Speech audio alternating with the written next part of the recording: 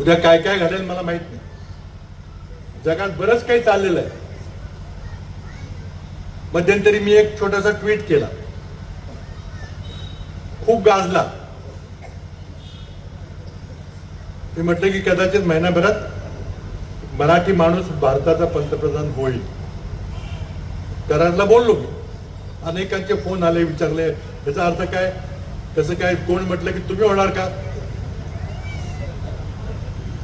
कारण कोणाला त्याची पार्श्वभूमी माहित नव्हती. आता मराठी माणूस पंतप्रधान व्हायचं झालं तर आत्ता बसला माणूस त्याला बाजूला गेलं पाहिजे.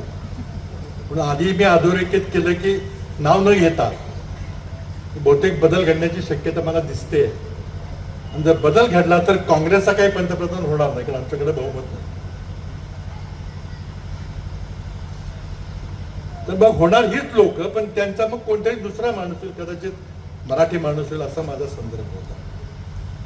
माझा इशारा होता 19 डिसेंबरला.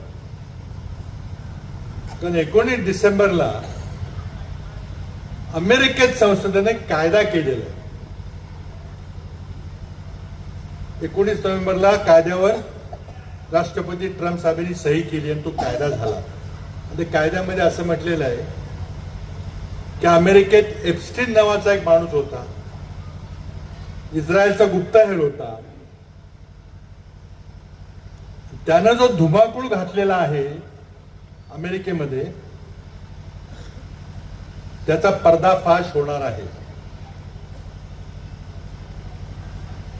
तो आपल्या विविध प्रासादामध्ये, मोठ्या मोठ्या बंगल्यामध्ये बंगल्यामध्ये सगळे कॅमेरे ठेवून, व्हिडिओ करून सगळ्या बड्या बड्या मोठ्या लोकांची छायाचित्रण केलेली आहेत. ती सगळी छायाचित्रणं, ते सगळे फोटोग्राफ अमेरिकन संसद कायदा करून एका महिन्याच्या आत म्हणजे 19 डिसेंबरला जाहीर करणार आहेत. यात कोणाकोणाचे नाव आहेत, सोशल मीडियावर काही नावं चालू आहेत का नाही मला माहित नाही. पण आजच 75,000 फोटोग्राफ पब्लिश झालेले आहेत. 20,000 ईमेल्स प्रकट झालेले आहेत. त्यामध्ये अमेरिकन संसदेने सांगितले की हा डाउनलोडेबल डेटा पाहिजे, हा सर्च करता आला पाहिजे. निवडणूक आयोग ज्याप्रमाणे मतदार याद्या कम्प्युटरवर आपल्याला तपास